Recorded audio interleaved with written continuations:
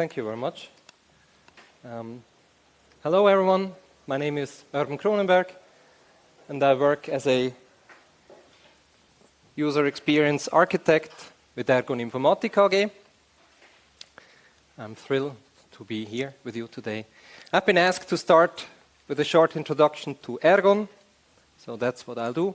I try to keep it short. Let's see if I can do it in under 120 seconds. And here we go. Ergon produces custom tailor-made software for clients such as banks, insurance companies, government agencies, large retailers, and corporations from all sorts of industries. Ergon was founded in 1984, almost 40 years ago, mostly by engineers such as you. Today we are over 400 employees, and the majority of them are software engineers. We work in 3 locations in Zurich, all near Stadelhofen station, and all within a stone's throw of each other. In 2021, we generated revenue of some 65.2 million Swiss francs.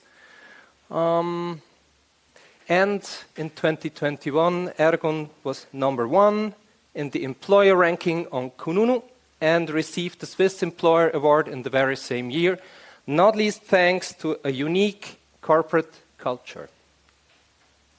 Ergon is a full service provider of digital innovation projects. We assist in the development of ideas and concepts and implement them with engineering and design. For software engineers such as you, there are many exciting areas to get involved in at Ergon, such as, of course, security and engineering, because Ergon is an engineering powerhouse, and truly so. Please come by and visit the nice and brilliant folks at the Ergon booth, across the hall. So that's it. The user, the unknown species. My talk is about user research and the value it may add to any software project. And why am I doing this talk? Last year, here at VIScon, in the Q&A section after my talk, came up a lot of user research questions, because that also was partially a topic of the talk. And then I thought I'd do something around user research today. I will go through my entire talk without interruption. Time is reserved for questions and answers at the end of the talk. Going to sea is the main thing. Whether or not we drown is secondary. This rough translation to the Latin inscription on the old Hansa house means going to sea is a venture that takes courage. But it also takes courage to approach the users of our software and to learn about their way of working and their pain points and to test our solutions with them. So let's do like the sailors and have that courage. The sea. Since the dawn of mankind, it has fascinated us, and its infinite expanse has sparked our imagination. For ages, the oceans not only represented the limits and boundaries of the known world, they were also home to enormous monsters, mysterious creatures, and eldritch beings. So in ancient records, we find illustrations of giant, dangerous octopuses, mysterious sea creatures, and gigantic sea serpents. But as fascinating as these creatures may be, is there any evidence that they ever existed? Has anyone ever encountered these beings? And that brings us to the very heart of the problem. Many of today's development teams have as much contact with the users of their software as the sailors of yore had with sea monsters. Actually, none at all. no contact with users of your software. Why is that? The reasons for this are varied. They may be cultural or organizational. Maybe there's no time allocated for user research. Maybe there's a limited budget dedicated only to development time. Maybe there's a lack of responsibility and no one in the team does user research. Or maybe the team thinks that user research is of too little importance. Or maybe we lull ourselves into the false sense of security, the dangerous, misleading sense of security that we are building the right thing. The following quote illustrates a widespread attitude. I've been doing this for a decade. I know what my users want. I know this guy personally. This quote comes from the ex-CEO of a company whose software is now facing irrelevance. And, I kid you not, the future of his company is facing more uncertainty than ever before. This kind of statement is an expression of gross overconfidence, a hubris that many people in our industry suffer from. And I think it's high time for a change. It's time for more user research. But why user research? And what can it help us with? First, the formula is simple. User experience without users is not user experience, meaning we cannot develop and design the user experience for the digital services and products we develop without the proper involvement of users. Simply not possible. There are countless reasons to integrate user research into a software project. I'll name 3 of them here. First, in one word, evidence. Evidence is what we observe, hear, determine in tests, and measure. Evidence is the hard facts. And our work is about the users. And the user-centered approach is always an evidence-based approach as well. Since the evidence-based approach does not yet have the status it deserves, let us now practice quickly this with each other.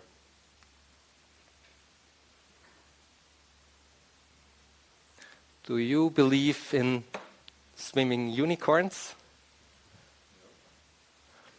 Okay, and why not?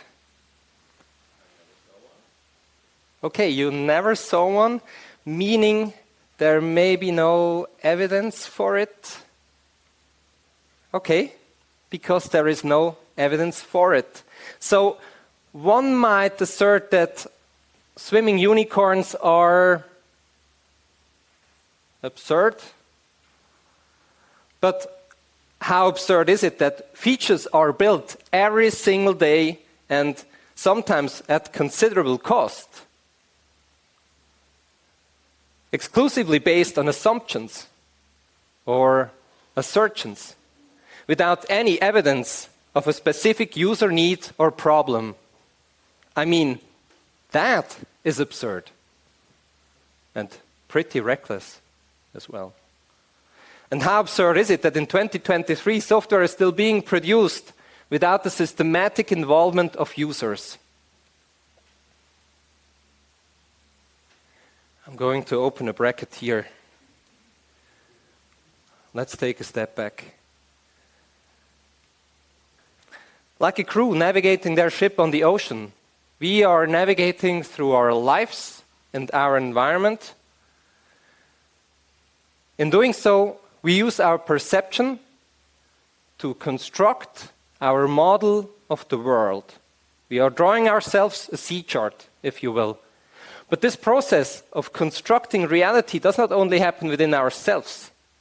A team, such as a software development team, also constructs its own reality. And just as our own perception can deceive us when we construct our own reality, a software team can be deceived when they construct their own reality as a team. And you can learn more about the exciting topic of perceptual bias in the talk of my esteemed colleague Julien Silva this afternoon at 3:40, I think in the same room as here. And here is a detail of the Carta Marina by Olaus Magnus from 1539. It's magnificent, isn't it? I could look at this all day, but we have to get back to the topic. Okay. User research thus fulfills an important function here. It helps us to validate our assumptions and hypotheses and those of our team. A user-centered approach thus helps us to safely navigate through a software project, because in the unknown terrain of a new software project, there are numerous places you really don't want to end up. For instance, we have the tight budget killer swamp. We have the shadowland of the undead. We have the cursed plain of assertions. We have the rivers of bullshit. And especially bad, we have the devil's cave of no user research. A really sad place. But on the other hand, you see that on the way to the summits of success, there is no way of getting around the users. So, drawing yourself a sea chart without ever having seen the ocean before doesn't seem to be the biggest problem at first, but it becomes a major problem if you head out to sea to try your own luck with your self-drawn map. In this sense, an evidence-based approach and software development with the involvement of users is just that. It's a transformative force. It transforms a we think into we have observed. It changes a we assume into tests with users have shown. And it changes a we suspect into the data proofs. And do you feel how much stronger the cards are that you hold in your hand now? It's the facts. It's the evidence. User research helps provide a comprehensive picture of the requirements. You can approach a software development project from several angles. With a business approach, primarily the business requirements are considered. With a technical approach, this is based primarily on the technical requirements, but even if you combine the two, you still have an incomplete view on the problem. You are completely missing the requirements of the users here. And it may well be that your customer, your client, has had a group of experts extensively survey the requirements of the business. But actually, and more often than not, the actual users work in a completely different manner than the folks from the specialist department assume. The problem can only be viewed in its entirety by carefully collecting the requirements of the users. The third and last reason, the inclusion of users means more efficiency in the software development process. Because those who involve users early on in the project get a better market fit and a higher acceptance of their products by users. This is important because 70% of software projects that fail do so because of a lack of user acceptance. And this is according to a study by Forrester Research. You have no idea how creative your users may get if they don't want to work with a certain software. And I witnessed that. They will build whole skyscrapers in Excel if that means that they can avoid working with a shitty software they hate. So, user research helps minimize the risk of failure because we can find out early on in the project if we are really building the right thing. When are user research activities advisable? Again, the answer is very simple. User research can and should be done throughout the entire project. We must give users a voice and a seat at the table. It needs to be done at the beginning of the project and then continuously afterwards, whenever we need to validate our hypothesis and test our proposed solutions with users. All right. User research is important. User research has many benefits. But what stops us from doing user research? What are we afraid of? There are many concerns which prevent software teams from working with users. But it doesn't have to be that way. We must confront our discomfort. One reason why user research is not done is the fear that they may degenerate into some sort of feature show with users, a request frenzy of features that crashes over our project like a giant wave. If I had asked people, or if I had asked people what they wanted, they would have said, faster horses. Henry Ford's quote about faster horses is often used by people who want to convince other people that user research is useless. But in fact, there is no evidence at all that Henry Ford ever said this. You can't just ask users what they want, and you can't just observe and know without talking to them. Karen Holzblatt is the author of a book called Contextual Design, in which she argues for a combination of interviewing and observation. So, interviewing and observation have to be combined, and in doing so, we have to stay in the problem space. We have to observe the user's problems. Discussing possible features or feature wishes by users is already part of the solution space. We have to separate them, and we have to be especially careful about this. Perhaps we don't consider our initial concepts mature enough to bring them to users. Is this mid-17th century map of the California coast perfect? Of course it's not. But is it the last iteration of this map? And this is what it's all about.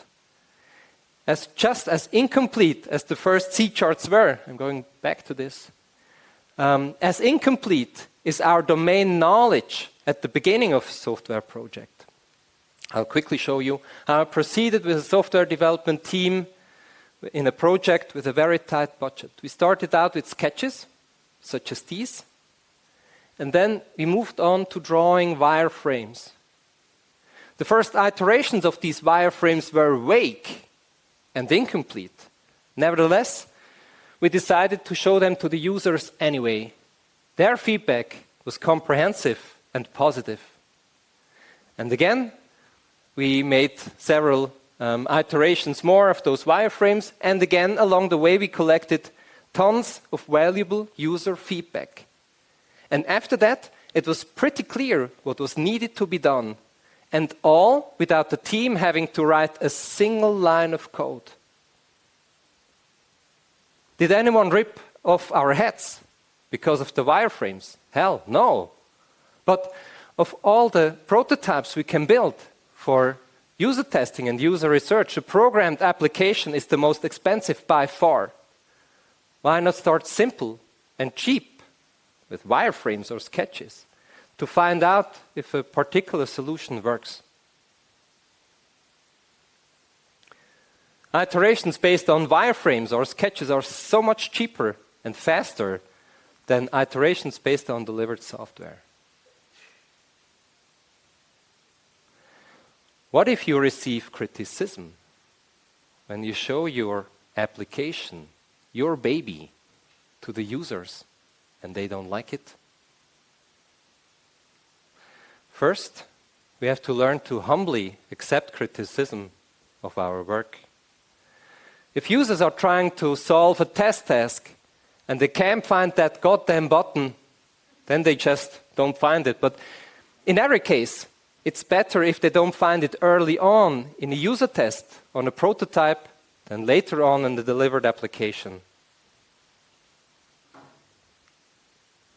So, we have learned about the value of user research.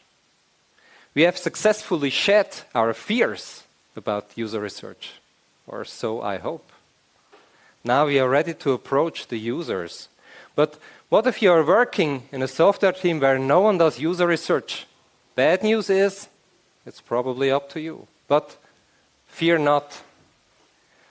I'll show you 3 methods you can use to find out who your users are and how they work and what their pain points are.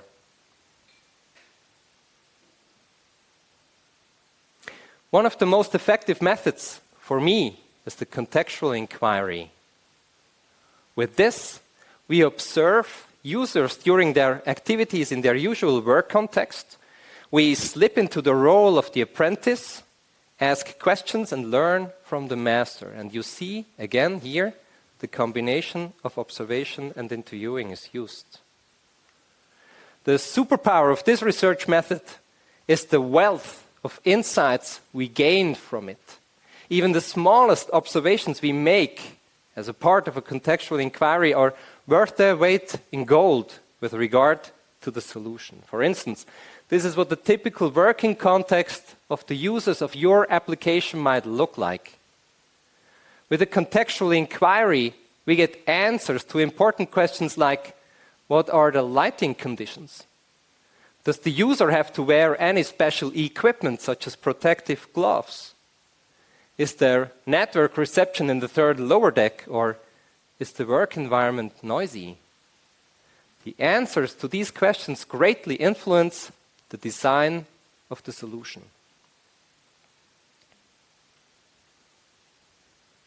Another research method is the interview, and of course, the interview does not give you or provide you with as much context as a contextual inquiry, but still you can find out a lot about your users, how they work, and what their problems are. The superpower of the research method interview is its tremendous flexibility. For instance, we can conduct a semi-structured interview, leaving room for aspects that may emerge from the conversation, aspects that we feel and realize are important in terms of the solution. And of course, we can test our solution with users at any given time. This can be done really early in the project during the concept phase, but also during the implementation phase and even afterwards. Sketches, wireframes, and interactive prototypes are used for this. Here, we give users test tasks that they have to solve. Users are asked to think aloud so we can understand their thought processes. Ideally, user tests are recorded so that the team can refer back to them at any time.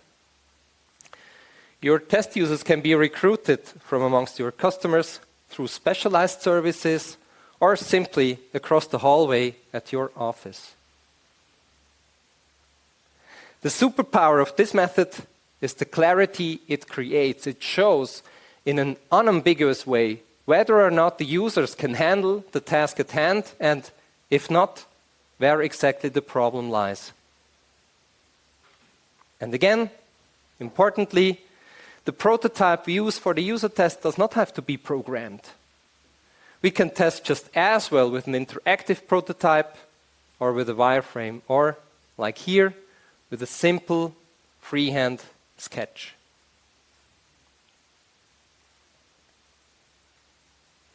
We are coming to the end of this talk, and it's time to sum it all up.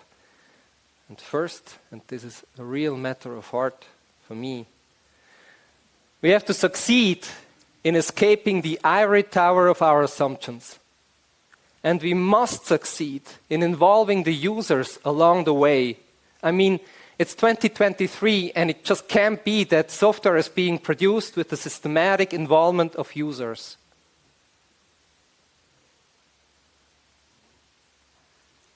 Assumptions and guesses are subjective in nature and can be argued away.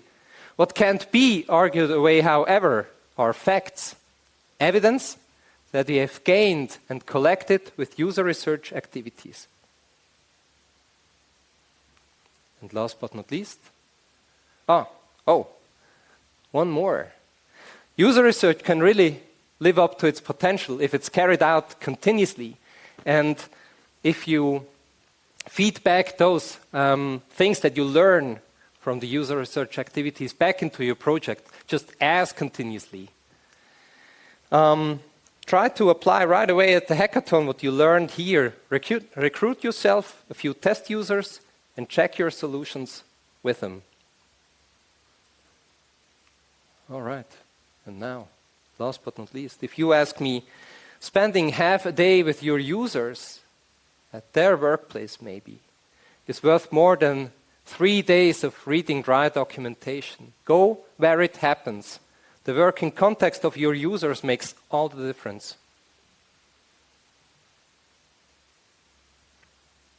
The annotation to this 6021 illustration reads, seamen who anchor on the backs of monsters often expose themselves to mortal danger. And I hope that in future, thanks to user research, the users of your products will not seem quite as strange to you as the sea monsters you saw in my presentation today. Thank you very much.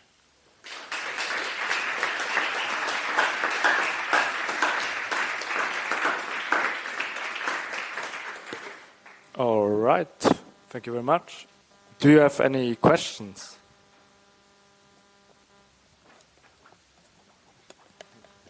Thanks for the talk. I was wondering, how do you deal with users that resist change? Like they've been doing the same, like working with the same interface for the last 10 years, and now there's supposed to be new software, and well, they're happy. Like you objectively know that what they're doing is not good. Like it's very unproductive, but they just want to continue in that way. All right, great question.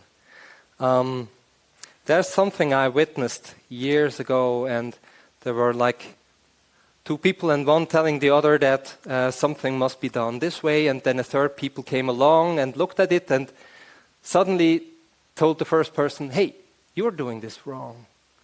And then the person like got such a throat, like, and shouted out, I've been doing this for 50 years now, or 40 years. And then the other person said, hey, then you're doing this wrong for 40 years. But you talk about change. Those people are called change resistors, people who resist change because they've been doing this all their lives or for years or decades. And as I mentioned early on, that's a problem of a lack of user acceptance. And a possible solution to that may be that you let people be part of how you construct and design the solutions. And then they are heard and they are seen. And that's what many people just appreciate, if they are seen and heard. And that's a part of the user research as well. Because we make maps of stakeholders all the time and have stakeholders, the management. The stakeholders is like the management. But we often forget that the users are very important stakeholders as well.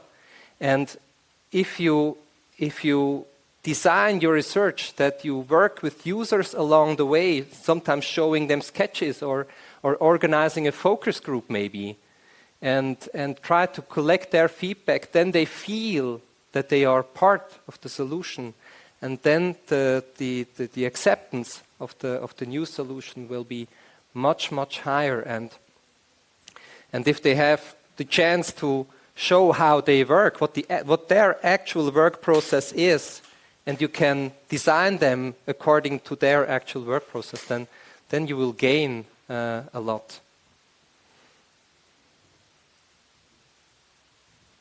Thanks. All right. Any other questions?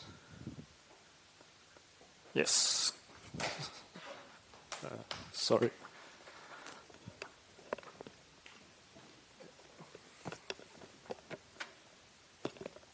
What about if you work with users and they actually don't know what they want?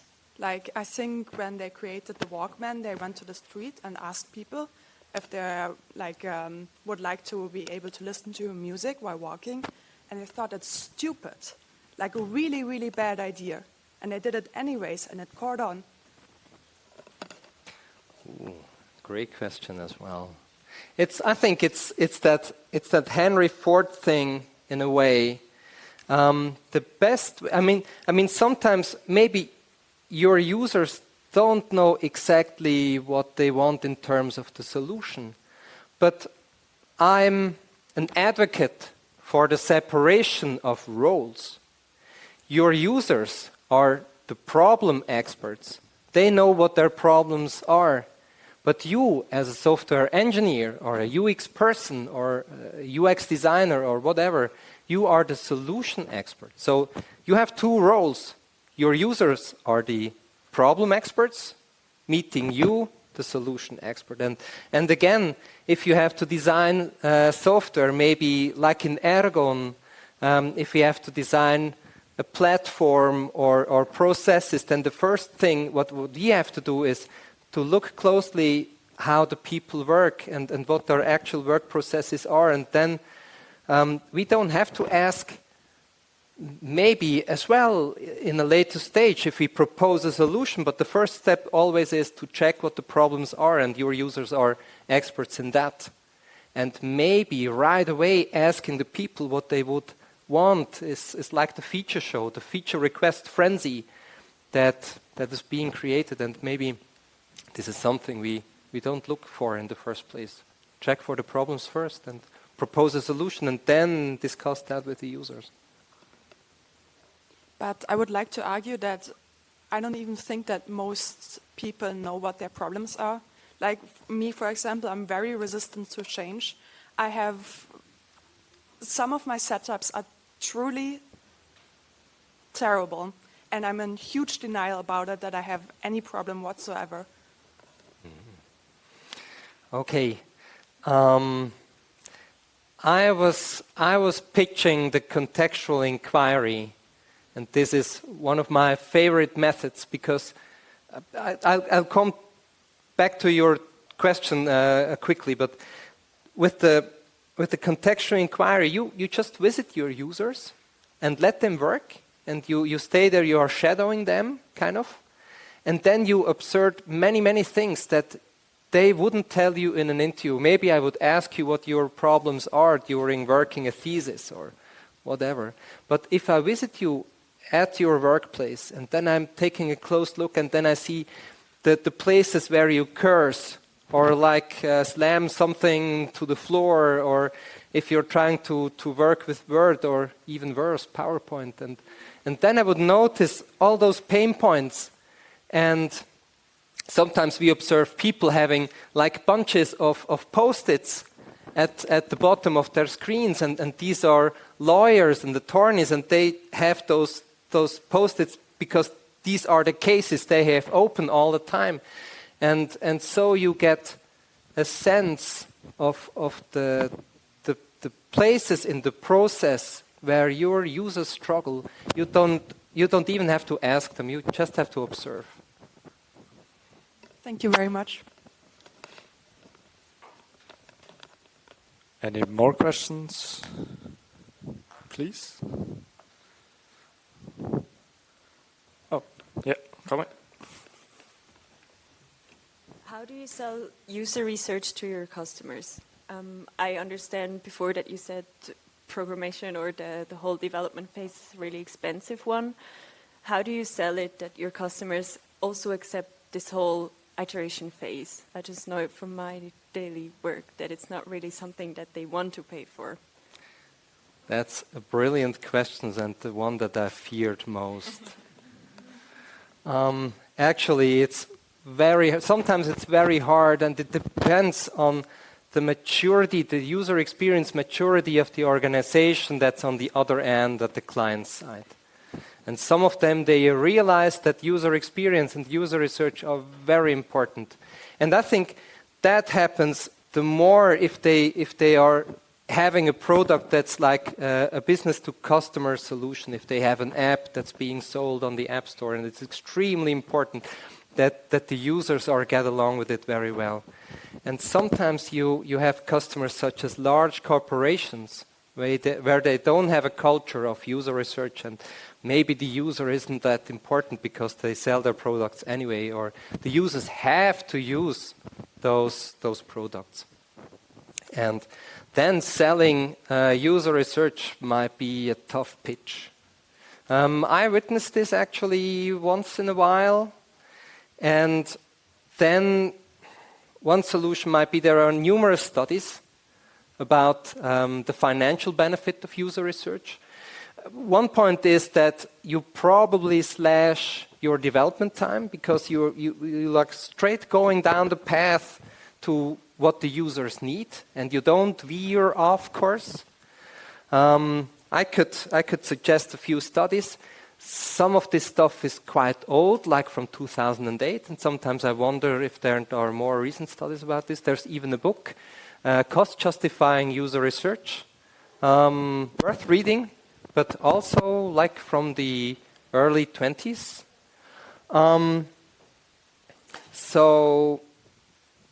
So yes, maybe sometimes you could argue with projects that you have completed successfully thanks to user research. We at Ergon have some of them, and where we can show that we let participate users from the very start, and then test our solutions with them, and we are much faster, meaning software development time is slashed.